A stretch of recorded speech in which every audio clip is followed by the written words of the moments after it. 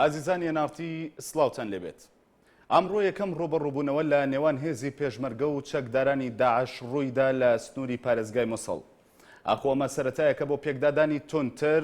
یان هێزەکانی پێشمەرگە تەنها لە حاڵەتی ئامادەباشیدان بۆ بەرگریکردن. گفتوگۆی ئەم پرسە دەکەین لەگەڵ میوانەکەم مستەفا چاوڕەش، ئەندامی سەرکردایەتی و لێپرسراوی مەڵبەندی ڕێخستنی پێشمەرگەی یەکێتی نیشتیمانی کوردستان. بەڕێزان دیارەوەش دەتوانن لە تۆڕی کۆمەڵایەتی فەیسبوک و لە پیجی NRT پرسیارەکانتان بە کۆمنت بۆ میوانەکەم بنێرن. کاک مستەفا زۆر بەخێر بێی بۆ ئۆستۆدیۆی NRT. زۆر سوپاسانەکەم. دەمەوێت سەرەتا لە جاری جەنابتەوە زانیاریمان بیتێ لەسەر پێکدادانەکەی ئەمڕۆی نێوان هێزی پێشمەرگە و چەکدارانی داعش بۆی کە بازدەوە کرا هێزی پێشمەرگەش برینداری هەیە. ئێمە لە مەجموعی کولیاجارێ پێش مشتی سڵاوە نێرم بۆ هەموو پێشمەرگانەی کە لە جەبەکانن لە سەنگەرەکانان کە بەو گیانی کە لە پێناوی خزمەتی کورد و دیفاع لە کوردستان ئێستا هەمویان لەوێن سڵاویان بۆ نێرم. سڵاوی ئێمەش لە هەر شوێنێکەوە ئێمە دیارە کە تیرۆریستان و داعش و هەموو ئەوانەی کە بیانەوێ پەلاماری کوردستان بن ئێمە دەمێکە دیفاعی لەکەن. ئیمڕۆژ ئەگەر هەر ڕووداوێک بوو تەنها ڕووداوێک نییە لە مووسڵ لە شوێنەکانی تریشتی پچ بۆ مەسەلە ئیمڕۆ پەلاماری ویستیان تەلەلوەرت بدەن لە منطقەی هین هێزێکی ئێمە چوو لەوێ نەیانێش و داعش و جەماعەتەکانیان هەموو ڕاو ناو ئەو منطقەی ئێستا لە ژێر کۆنتترۆلی هێزی پێشمەرگایە. ئەو شوێنانەشی کە چۆڵ کرابێ خۆیان ئەو هێزانە چکە هێزەکەیان هەموو بێمە بدە و بێ ئەوە بوون هەموو کە چۆڵیان کردو ڕۆیشتون هێزی خۆمانی لێ بۆ پاراستنی و بۆ ئەوە ئەوانێت لە مووسڵی ژەگەر لە بازیشون شەڕ بۆ مەسەلەن ئێستا خەتەر خۆیان باسیەکەن لەسەر تەلعفەرە چکە زۆربەی هەم شیعەن و هەم تورکمان و ئەوانن هێزی لێ بۆ خۆیان داواکەن ئێستا جۆم لێ بوو پێشەوەی پێوازەمە لە تەلەڤیزیۆنەکەی ئێوە بیان شوێنێکی ترەوە بوو داوایەکەن هێزی پێشمەگەیان بۆ بچێ خەڵکەکە خۆی داواکە لە شوێنەکانی تریش لە هەر شوێنێکەوە هەیە داوچکەزان ناوچانێک کە کوردشین ئەو شوێنانی کە کوردشین هەتا عەرەبەکان ئەوەی کە من باسمەکە ڕێز عەشرەتێکی عەرەب بوو لە تەلعفەر داوایەوە کە دەیگوی ئێمە لە زمانی زوو شای بوو هەر داوامان کردو مەسەلەکەەوە نییە کە سەرتینیان بۆ هاتی بێت چکە ئەزانن پێشمەرگە هێزێکی ئەمینە و مەسەلەن لەو شتانە لەبەرەوە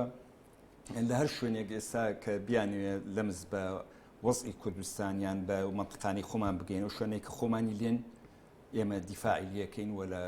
پێشمەرگە ئامادەی باشی هەیەەوە من ئیمڕۆ خۆشم سەردانی جەبەکانم کرد لەگەڵ هەیئەتیشی حەزەکەم باسی ئەو سەردانی خۆت بکەی کاک مستەفا. دیارە سەردانەکەی ئێمە وەکو واجبمانە ینی بێژگەلەوەی کە وەکو مەسئولیەت و پێشمەرگە ئێمە وەکو هەموو تاچێکی کورد لەسەرمانەکە ئێمە بزانین وڵاتەکەمان چی بەسەریە. ئێمە کە بیستمان لەوێ وەزعێکی تایبەتیات و پێشەوە مووسڵ لە ماوەیەکی کورتە هەمووی تەسلیم بوو ڕای کرد و بە محافظ و بە عسکەر و بە ئەوەوە خۆی مە نابێت دەستەوە ساندارنشین ئەبێرچی هێزی خۆمانەیە دیارە ئێمە لە یەکەم ڕۆژەوە هێزەکانمان ئامادە باش کرد و خسمانە ئینزارەوە بۆ ئەویکەوە چۆنەڵێ داعش و تیرۆریستان نەتوان دزە بکەن بۆ شوێنانی خۆمان. لەگەڵ ئەو برادرانی خۆمانە کە هەیەتێک بۆ ڕۆیشت بووین چوین بۆ یەکەم جار وتمان چوینە مەقڕی لیوای یەک لە قەرەهەنجیر دیار بۆ ئامە لیواکەیان لە واجبە بۆ کاک شێرکۆی فاتێ شوانی ئێمە نەوەستین چوین بۆ ناو شاری کەرکووک بۆ لای جەنابی کاک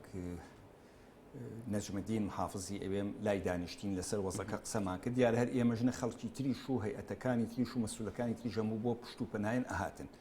دوایی لەگەڵ ئەو برادرانە هەستین چوین بۆ لای بەیتیجاهی دووس خوڕمات و دیارە ئێمەش لەوێ هەموو ئەوانەی کە لەوێنە و بەشانەی کە پێشمەرگەکانی خۆمانی لێن لیواکان ئەو شوێنانی تر سەدانمان کردن چوینە مەقەڕەکانیان لەسەر وەزعەکە پرسیارمان کرد ئەو شوێنانی کە ئێمە چوین هیچ مەشاکلی تیانە بوو چکە هەم یەکەم هەم کوردستانە و منطقەی شەڕی نییە تەنهاوە بوو لە تەلوەرد لەوێ هێزێکمان چوو بوو هێزی تیژە تیرۆرۆوانە پاراستبیان و داعشوانەیان دەرکرد بوو ئێستا ئەمینە چوینە لای قامی دووسخورمات و کاک شەلال لەوێژ ئەوش لای دانیشتین و قسەمان کرد چوونە لای لیواکانی ترمان هەموومان ویسمان بچین بۆ ئەو شوێنانی کە پێویستە و سەردانی هەمویان باشە. لەوێ ئێوە چیتان بینی یعنی وێنەکە ئێستا لە لای هاوڵاتیانی هەرێمی کوردستان وێنەیەکی ترسناکە دۆخی ئەمنی ئەو ناوچانە دۆخێکە کە یعنی بۆ تەمایی ترس و دوودڵی بۆ هاوڵاتیانی هەرێمی کوردستان ڕەنگە ئێستا لە زاری تۆ یاخود هاوڵاتیان بۆ خۆیان چاوەڕێ بن کە لە زاری تۆوە وێنە حەقیقەکە چی بوو کە ئەمڕۆ بۆ نمونە مستەفا چاوڕەش بینی ئەوەی کە لە دوورەوە خەڵکی بینێ و ئەو ترسە خەڵک ناحەقی نییە چکە ئێمە ڕژێمی دیکتاتۆری سەدامان بینی بەعسمان بینی هەموو ئەو حاکمانەی پێشووتیشمان بینی هیچیان ڕەحمیان بە کوردستان نەکردووە لەبەرەوە خەڵکەکە ئەترسێ خەڵک لە ڕاوچەیەتی ژیانی خەڵک هەمووی ئەنفال کرا لەبەرەوە خەڵک ئێستا بینی ئەمە ئەو ئیرهابیانە و چێ و هاتن ئێمە من لێرەوە دڵنیای هەمویانەکەمەوە هەموو خەڵکی کوردستان هەموو شاری کەرکووک کە هیچ خەتەرێک لە سەریان نییە و وعدی هەموو ئەو پێشمەرگانەی کە لەوێن ئێمە چکە کە ئەومان بینیوە هێزێکی زۆرمان بردووە ئەوەی کە هەمانە هەموویمان دابش کردووە مەسلەکە نەکەرکک بۆ خواری کەرکووکیش و بۆ ئەو شوێنانی کە لە ڕابردوو شالەی بووین لەبەرەوە من دڵنیایەکەموانەیە ئەو خەڵک لەو دڵڕاوکیەیە هیچ هینی نەبێ و هێزێکی باشمان لەوەیە و هەموو هێزەکانی استعدادی باشیان هەیە و چیش پێویستکە ئامادەین بۆ هەموو ئەو پێویستیانی باشە. لە تۆڕی کۆمەڵایەتی فەیسبوک پرسیارێک هاتووە من پرسیاری دیکەم جارێ زۆر ماوە بەڵام پێم خۆشە لەبەرەوەی لەسەر پێشمەرگەیە لەسەرەوەی کە ئەمڕۆ تۆ سەردانی پێشمەرگەکان کردو ئەڵێ ئەگەر چەکدارەکانی داعش بەلاماری پێشمەرگەیاندا و هێرشیان کردە سەر ئەو شوێنانی پێشمەرگەی لێن ئایا مستەفا چاوڕەش ئامادەیە بچێت چەک بکاتەشانی و لەوێ شەڕ بکات ئەمە پرسیاری سەفین خدرە لە تۆڕی کۆمەڵایەتی فەیسبوک ئێستا جوابی بەمەوە بەڵێ وەڵا کاکە من لەوەتی هەم هەر ژیانم لە مناڵیەوە هەر لەسەر پێشمەرگە لە جەبە و لە سەنگەرا بووم و ئیمڕۆژ کە چووم بەو نیازە چووم ینی بۆ نیازە نەچووم کە بگەڕێمەوە بەڵام کە پێویست نەکە دیارە ئەوە ڕەفیقی ئێمە لەوەیە دەیان و سەدان مستەفا چاوڕەش لەوێن کە لەویش باشترن و هەر دقەیەک کورد پێشمەرگە پێویستی بە من لە سەنگەرەکانی پێشەوە بووم ڕۆژێ لە ڕۆژان لەوە سڵم نەکردوێتەوە. بەڵێ کاک مستەفا ئەمڕۆ مەسعود بەرزانی سەرۆکی هەرێمی کوردستان بە بڕیارێک جێگرەکەی کە کۆسرەت ڕەسوول عەلیە کردیە فەرماندەی گشتی هێزە چەکدارەکان تا ئەو کاتی خۆی دەگەڕێتەوە و لە هەمان کاتدا ژوورێکی عملیات پێکێنراوە دەمەوێت زانیاریمان بێتێ لەسەر ئەو ژووری عملیاتی کە پێکێنراوە. وڵی ئەوەی ڕاستی بێ من ئاگام لە ژووری عملیاتەکەنێت چکە من لە بەیانیەوە ڕۆشتومەوەی ساوتمەتەوە بە پەلەپەل وە لای ئێوە بەڵام دیارە ئەوەش گەورەیە کە کاک مەسعود کاک کۆسرەج خۆی پێشمەرگەیەکەوەی چێکە لەوانی کە هەموو ژیانی لە پێشمەرگایەتیا بووە دیارە ئەو هەیەتەوە ئەو لیژنیە جەڕەنگە چیە لێ نازانین چی تایە جارێ هەر کەسێکی تیابێ ئەوانە بۆ ئەوەیە کە ئیشوکارەکان نەوەسێ لەسەر وجودی خۆی کە لێرە نییە ئیشوکارەکان بکرێ و هەمووشمان ملتزمە بین بۆ بڕیارانەی کە لێەوە دەرەچێ و چیمان پێ بکرێت درێغی ناکرێت. باشە بەپێی ئەو زانیاریانی کە تۆ هەت بێت سەرۆکی هەرێمی کوردستان بەپێی ئەم دۆخی کە ئێستا دروست بووە لە هەندێک ناوچە و بە تایبەتی شاری مووسڵ کە هاوسنوورە لەگەڵ هەرێمی کوردستاندا سەرۆکی هەرێم ناگەڕێتەوانێ بۆ پێی خۆی فەرماندەی گشتی هێزە چەکدارەکانە لە هەر شوێنێک بێ و ئەمریکا جێبەجێکرێت یەک دوم خەتەریش لەسەر ئێمە نییە جارێت تاکو ئێستا و خەتەرەی کە هەیە وەک داواکردن داوای لێکراوە تاوەکو ئێستا بۆ وەزارەتی پێشمەرگەوە لەلایەن نانە پێویستی نەکردو چکە ئێستا ئێمە خۆمان ئەو وەزیری پێشمەرگە هەیە هەموو هەیئەتەکان هەیە لەبەرەوە ئیشوکارەکانی خۆیانەکەن هەر جۆرتێکیش پێویست بێ داوای لێ بکرێت قەناعەتم وایە لە کاتی خۆی ئاگاتوێرە. بەڵێ زۆر جار بە تایبەت لە ماوەی ڕابردوودا لەسەر وەختی ئۆپۆزیسیۆن بوونی سێلایەنەکەی بەشداربووی ئێستای حکوومەت داباز دەوە دەکرا کە هێزی پێشمەرگە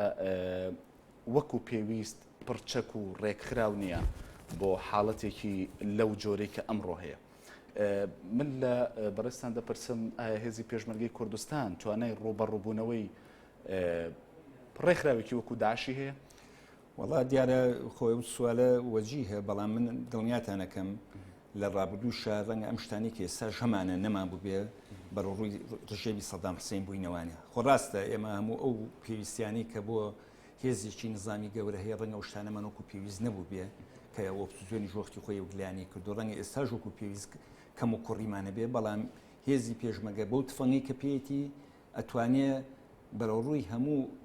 تیرۆریست و داعش و ئەمسالیانش بێتەوە ئێمە چەکیشمان زۆرە ڕاخۆبوو نیە ئینسان لاف و گەزافی پێوە لێبین ئێستا ئێمە هێزەکانمانەوانەی کە ڕۆیشتوون هەموو ئەو شتانەی کە حکوومەتی عێراقەتی ئێمە لەوان زیاترمانەیە شتێکی تریش لەوەی تر جەیشی عێراقی و سوپای عێراقی و سوپاکەی مالێکی 200 دۆشکەیان لە مەتارەکەی لەگەڵ هالیکۆپتەرەکەی عەلی غێدانە لە مووسڵ بەجیانێش و بێجگە لەو بانقون چەندەها ملیۆن و ئەنواع شتێکی باشیان پێ ئەوەی کە هەیان و تازە هەمویان وەرگرتە بوو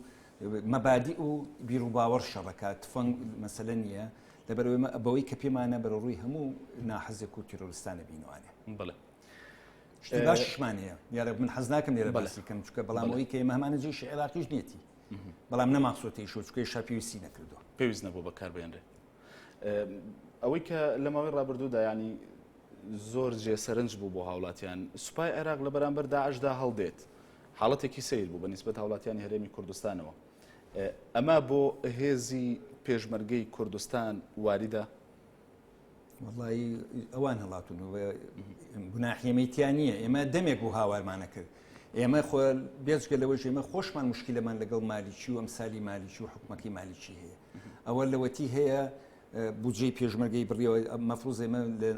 منظومەی دیفاعی عێراقی مەفروضەوە بۆ هەموو عسکەرێکی عێراقی پرسیارەکەم وەکو پێویست نەگەشت کاک مستەفا بەڵێ دیارە مەبەستمەوە بوو وەختێک سوپای عێراق هەڵدێت لە بەرامبەر داعشدا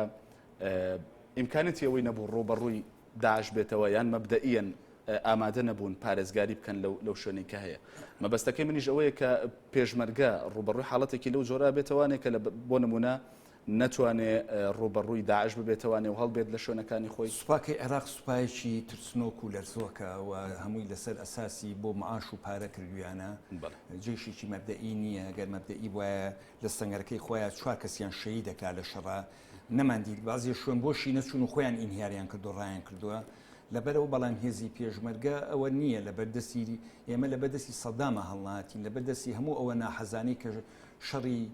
کوردیان کردو هەڵناتوین لەبەرەوە من قەت دڵنیاتان دەکەم پێشمەرگە هیچ کاتێ سەنگەر چۆڵ ناکە بەو تفەنگی کە پێیەتی داعش و مەعەنج ناتوان لەبەر هێزی پێشمەرگا خۆیان ڕابگرن بەڵێ دەمەوێت بەڕوونی مووقفی یەکێتی نیشتیمانی کوردستانم پێ بڵێیت لە کاتێکدا ینی یەکێتی نیشتیمانی کوردستان لە ئێستادا خاوەنی هێزەکانی هەفتایە لەم بارەیەوە ڕایەکێتی نیشتیمانی کوردستان ڕایەکی جیاوازە یان ڕایەکە وەک ڕای تەواوی لایەنەکانی تر بۆ نمونە وەکو ڕای پارتی دموکراتی کوردستانیشە وڵای ئێمە هێزەکانمان مشتەرەکە کاکە ئێمە دوانزە لیوامانەیە مشتەرەکە نیوەی ئەو لیوانەیە ئێستا من کە ئیمڕۆ چوون سەدانم کردوون نەمزانیوە جێگەرەکەی پارتیە و ئامە لیواکەی یەکێتیە قەدی فەرقیەوەمان نەکردووە و هەموو ئێمە لەسەر ئەم مەسلەی کە دیفاع لە کوردستان لەسەر ئەوەی کەوا ئێمە بتوانین هەمومان بەیەکیان چکە ئەمە هەمومانی ئەوێ شەڕی یەکێتی و پارتی نییە شەڕی گۆڕان نییە شەڕی حیزبەکانی تر نییە شەڕی هەموو میلەتی کوردە لەگەڵ تیرۆریست و لەگەڵ ئەوانەی کە چاوێن بە ئازادی کوردستان هەڵنایە سبینێن لەوانیش نەبێ هەر کەسێکی تر بێ ئێمە مەفروزین هەمومان دیفاعی لێ بکەین و لەو مەسلەیە بێ هەموو یەک هەڵویست بن ئەگەر خلافی سیاسی شمانە بێ حتمما هەمانە لەسەر کۆمەڵی مەسایل هەمانە هەر لەم تەشکیلەی حکومەتەوە فەرمو تەماشاکە تا ئێستا نەکراوە چی نەکراوە خۆگەر کێشەمان نەبوایە لێ ڕەنگە نەگەر ئێمە خەڵکی تریژەی بێ لەبەرەوە ئێمە بەڵام لەسەر مەسلەی کەرکوب لەسەر مەسلەی سنووری کوردستان فرسەتێکی باشە هەمومان کۆ بکاتەوە هەموم بەیەکیان بێتەمایی ئەوەی کە هەمومان بتوانین دیفاع لە کوردستان بکەین و بێ ئەوە ئێمە هەمومان زەرمەندە بین ئەگەر یەک ریزەکانی پێشمەرگە و کوردایەتی نەبێ هەمومان تووشی زەرمەندە بین و کورد زەرەکە بەڵێ هەر لە تۆڕی کۆمەڵایەتی فەیسبوک هەڤاڵ بەختیار دیارە وەکو گلەیی دەڵێت پێشمەرگە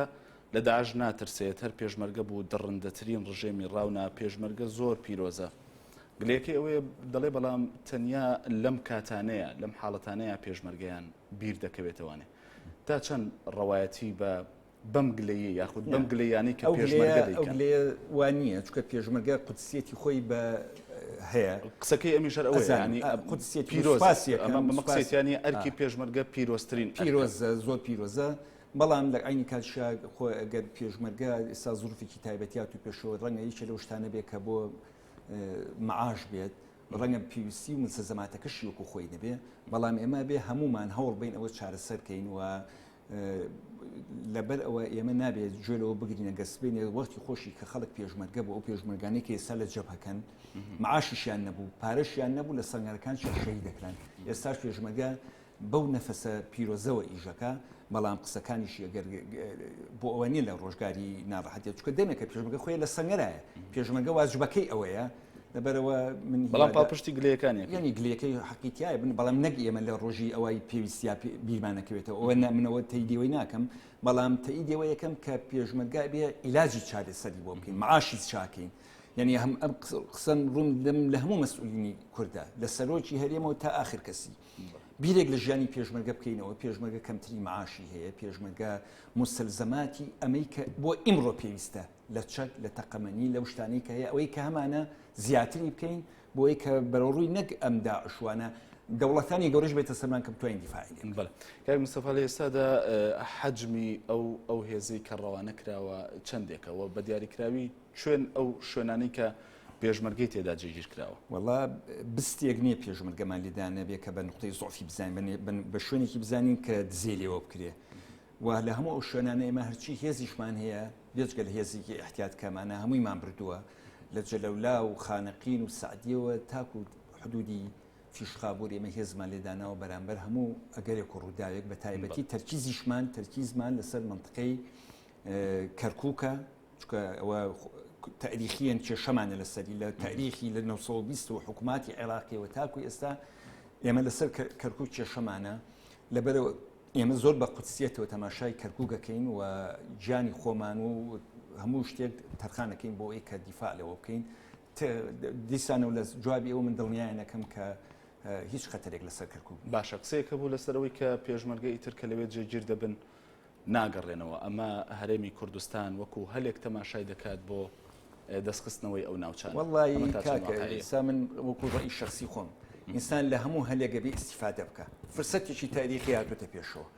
یعنی ئێمە لە پێشتری ئەو شوێنانی کە لێین هەمان بووە بەڵام ئێستا ئەم جارە پێویستە لە دوو شتا یەکەم جێپی خۆمان قایم بکەین لە عینی کاتیشە لە داهاتووە لەگەڵ هەر لایەنە بکەینە مفاوەزاتەوە بۆ مەسەلەی منطقەی کوردستان کێشە لە سەرەکان کەرکووک ئەبێ ئەو کاتە خەڵک خۆشیان بزانن ئێستا مالیکی و ئەمسالی مالیکیش بێ بزانن ئەهمیەت و قودریەت و قودسیەتی کە هەموو داوامان لێکەن بەشدار بین لەبەرەوە ئێمە پێ دوایەم هەلە ئەوەیە کە دەبێت کوردی ئیسفادەی لێ بکە لە 100 ئەبێ ئەمە زۆر دراسەتێکی باشی بکرێ قیادەی سیاسی ئیسفادی لێ بکە و دراسەتی بکە بۆی بە نەتیجەیەکی باشەوە ئێمە ئێستا شەو کۆبوونەوەی لە ماڵی جعفەری کاگڕۆژ و دکتۆر بەرهەم و ڕەنگە چێتیش چوو بێ لەوێ لەوەکو کورداوە کراون ئەبێ ئەم قسانە کە لە ڕابردووە ئەمان کردو ژیان لێ ناگرتین پێیان بڵێنەوە و بەنامەی داهاتی خۆشمان کە چییە کە بێ پێداگری بکەین لەسەر کوردستانیتی کەرکووک و هەموو ئەو شوێنانی کە چێش ئەوەنەی ئاگادار بی یاخود بڵێم پێ دوایە کە سەرکردایەتی سیاسی کورد لە ئێستادا بیریان لەمە کرد بێتەوە یاخود پلانێکی لەم جۆرەیاندا نابێت بۆ ئەم هەلەی کە ئێستا وەکو دڵی هاتوۆتە پێش قیادی سیاسی چین ئەگەر بیریان لە مەسەلەی نەکرد بێتەوە لەمە ئەهمیەتتر هەیە ئەگەرەوە نەبن دیارە هەر قیادی سیاسی نیەگەبی لە شتیوانەکەنەوە یانە ببیریان حتمما ببینیان کرد دراست جێ بچکە من خۆم ئاگادارم ینی پێرێ لە لای هەواڵەکانی خۆم بۆ متم پێویستە ئێمە ژوورێکی عملیات دروستکەین نەک لای خۆمان وەکو فەرماندەی چکەمە هەمانە لە مەکتەبی سیاسی وتم ئەوان دڵنیایان کردم کە وەتا ئیمڕۆ خۆشیان کاک هەندێک لەو هەواڵانە کاک بەختیار کاک قادر چاچی لە لایەن خۆمان و کاک جعفەر لەگەڵ هێزێکا چوون بۆ کەیوان بۆ چوە هەمومان لە مەیدانەکەین ئەبێ دراستی باشکین و ئاگامان لێ بڵێ کاک مستەفا ئەم بابەتی داعش لە ماوەیەکی کەمدا سەری هەڵدا و پارێزگای مسلی کۆنتڕۆڵ کرد و لێکدانەوەی جیاوازی بۆ کرا هەر لە ناو هەرێمی کوردستاندا زۆر بوونەوانی کە دەیانوت نابێت هەرێمی کوردستان و پێشمەرگا یاخود هێزی پێشمەرگەی کوردستان لەم شەڕەوەتیەوە بگلێنرێت ئەگەر لە حاڵەتێکدا نوری مالکی یاخود با بڵێن حکوومەتی ناوەند داوا لە هەرێمی کوردستان بکات پێشمەرگە هاوکاریان کا بۆ ڕوبەڕووبوونەوەی داعش وەکو سەرکردایەتی یەکێتی دەمەوێت ڕات بزانن ئێمە دەبێتە داخل بکە یان بۆستێت ئێمە تا بۆمان بکرێ تا بۆمان بکرێت ئمە لەم شەڕەوە نەکری تا بۆمان بکرێ بەڵام هەندێک شتەیە بەدەست تۆ نییە توژە بیت و مثلە ئیمڕۆ ئێمە هێزەکانمان چون دیفاعین لە هەندێک مواقع کردووە هەم لای مووسڵ هەم لە تەلوەرد و لە بەعزی شوێنی تر ئەمە شتێکە کە ڕوبەڕوو دەبێتەوە تۆ بیان بجێ بێڕیت یان بێ بجێ بێ یان بێ تەسلیم بیت تەسلیم بیت ڕابکەی لەبەرەوە ئەوە ئێمە بۆ ئەو مەسەلەیە ئەبێ زۆر وریابین ئەبێ ئاگامان لێ بێ و سوالەکەشی لەسەر چی بوو تەرکیزەکە بەڵێ زیاتر لەسەر ئەوە بۆ سوالەکەی من کە دەبێت کورد لە حاڵەتێکدا ئەگەر نوری مالکیان حکوومەتی ناوەند داوای لێ کرد کە هاوکاری بکەن بۆ ڕوبڕۆی داعش دەبێت هاوکاریان بکات یان هەوڵ بدا خۆی دوورە پەرێز دیارە ئێمە نوری مالکی ڕئیسی وزەرایە لە هەموو کاتێکا ئینسان نابێت هەندێک شتێتە دەخۆل بکە کە گەداوای لێ نەکەن چکاوە هێزی خۆیەتی ئێمە گەداوامان لێ بکە و کاتە دراستێکرێت لەلایەن سەرۆکی هەرێم و قیادی کوردەوە دراسە دەکرێمە چەند قازانجی تایە بەشداری بکەین یان نیکەین لە هەموو حاڵەتێکە ئێمە ئەو جێشە بە جێشێکی فەقیر زانین بە هێزێکە زانین کە بێ ئەساس و بێ ئەوەیە لە کاتی لێ قۆمانە یارمەتی بەڵام تا ئێستا ئێمە فعلی نوری مالکیش بە فعلی خۆی داوای نەکردووە ئوسامە نەجەفی داوای کردو بە ئەسیل نەجەفی داوای کردو خەڵکی تر داوای کردووە بەڵام تا ئێستا ئێمە تەدەخولێکی مباشرمان نەکردو بەڵام هەر جوختێ پێویست بە ئێمە بکار ڕەنگە ئێمە وەکو بەشداری بچوانە دژی هەموو قیمێکی ئینسانینێن ئێوانە خۆ لە ئەوە نین کە بڵێ وەڵاس بینێ لەگەڵ ئێمە دۆستایەتیەکەن یان شتێکن. بەڵێ هارون عەبدولغەفور دەڵێت ئایا کورد چه ئیسفادەیەک دەکات لە هێرشکردنە سەر داعش لە کاتێکدا ئەوان بە هیچ جۆرێک پەلاماری ناوچە کوردەکانیان نەداوە ئایا وایە داعش پەلاماری ناوچە کوردەکانی نەداوە تا ئێستا نەیداوە پێم وایە بۆنی کە ئاگادار بم ئێمەش پەلاماری وانمان نەداوێنی هیچ بەڵام کە پەلامان مەمدەن ئێمە دیفاع لە خۆمانەکەین واتە هێزی پێشمەرگە تەنیا لە حاڵەتی دیفاع ئێستا حالیان خۆمان لە حاڵەتی دیفاعین و هێزەکانمان هێزێکی باشمان بردووە دڵنیایەنەکەمەوە جارێکی ژێڵێمەوە هەرچی هێزمان هەیە بێژگە لە هێزی احتیاطمان داناوە لە هەموو سەنگەرەکانمان گرتو قایمیشمان کردو ئەوەی کەمگە لە شوێنێکە دەکەسی بۆ 50 ترمان لێداناوە بۆ ئەوەی کەوا بە ڕوبەڕووی هەموو گۆڕانێک بینەوانێک کە یەتە پێشەوانێت چکە ئێمە واجبمانە دێنی پێشمەرگە واجبی دیفاع لە کوردستان لە حدود. بەڵێ ئەلانی ئەلەند لە بەریتانیاوە دەڵێت ئایا پێتانوانی ئەمە کە پلانێک بێ بۆ تێوەگلانی کورد لەم شەڕەدا ببێتە شەڕی سونە و کورد یاخود شەڕی کورد و داعش مەبەستەکەی کە پلانەکە پلانی مالکی ئێمە لەوەتی هەیە خۆمان پاراستووە ینی خۆگە شەڕی سونەمان کردای و شەڕێوانەمان کردایە دەمێ بوو ئێمە غەدریشمان لێکراوە هەموو ڕۆژێ تەقینەوەیان لەگەڵا کردوین ئەوانەی کە لە حەمرین و ئەوانەی قاعیدە و چێ و چێ خۆتانەزان دە ڕۆژ پێش ئێستا ئەوە لە کۆمیتەی هینیان ئینفیجار پێکرد لە منطقەی دووسخورمات و لە جەلەولا و لە شوێنەکانی تر هەموو ڕۆژی ئێمە غەدرمان لێکراوە قەت نمانیست ئێمە شەڕی سونە و شەڕی کورد و شەڕی هیچ شیعەش بکەین ئێمە هەوڵە دەین ئێمە دژی ئێرهاب و تیرۆریست و داعش و ئەو جۆرەشتانین کە بێنە خاکەکەمانەوە ئەجنایمە هیچ کێشەمان لەگەڵ خەڵکانی ئێمە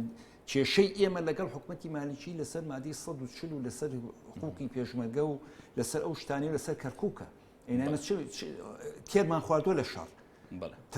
هەموو ژیانی خۆمان لە شەڕ و پێشمەرگایەتی و لەوە سەرف کردو لە پێناوی کە میلەتەکەمان ئازاد بی و لەوە بە هێمنی بژی لەبەرەوە حەزمان لەوە نیە شەڕی داعشکەین یان شەڕی هەر کەسێ بکەین ئەگەر شەڕ بەدەگامان. بەڵێ کاک مستەفا لەمەوە ڕابردوودا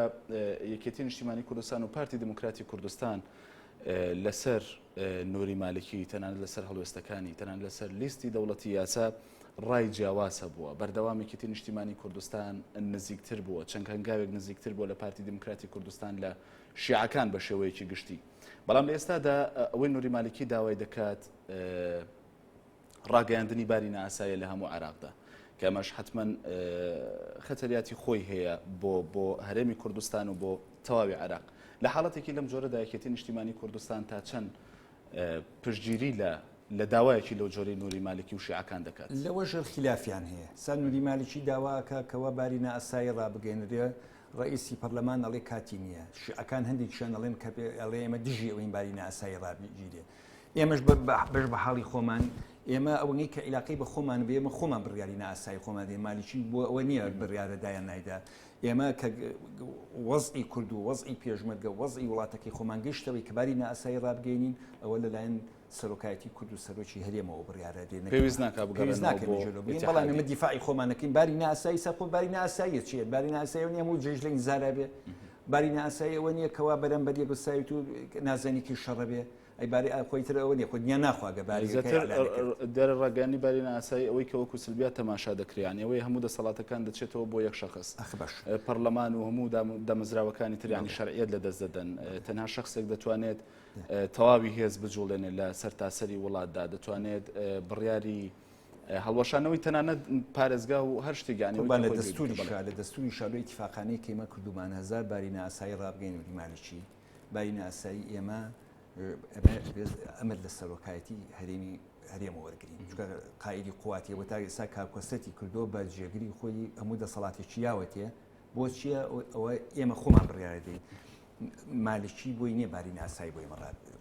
ئەگەر باری ناسایی ڕابگەێنێت لە عێراقدا مەترسی نابێ بۆ سەر هەرێمی کوردستان بڕیارەکان خۆی داڕەنگە جلای ئێمە جێبەجێ نەبێ هەندێکی بڵێ ئەوە خۆی بێ بە قایدی قوای بۆی سا قایدی قواتە بەڵام چی دەسەڵاتی پەرلەمان و دەسەڵات و بکوژ و بە بڕخۆی بێ ئەوە اینجا زۆری قازانج کردو لەمەیان جانۆرە ئەویتریانە ئەوە بە قسەی خەڵکی نەکرد بە قسەی کوردی نەکرد بە قسەی داواکانی خۆمانی نەکرد بە قسەی هەتا سونەکانیشی نەکرد ئەوە حاڵێتی باری ئاسایی خۆ دنیا ناخواوە تا خۆی سا داعش لێ بەرە و لە تکریتەوە بەرەو بەغاچی باری ئاسایی چی و حاڵی چی ئەبێ دیفاع لە خۆی بکە ئێستا خۆی لە ئەوەی بۆ کرێت کە دیفاع لە خۆی بکە بەڵێ کاک مستەفا داعش گەیشتە چۆ ئەم پرسیارە بووە بە پرسیاری ڕۆژانەی هاوڵاتیانی هەرێمی کوردستان یعنی قەبارەی ئەو ترسی لە لای هاوڵاتیان دروست بووە ڕۆژ بە ڕۆژ گەورەترە بێت تەنانەت لە کەرکووک لەو ناوچانی کە نزیکترن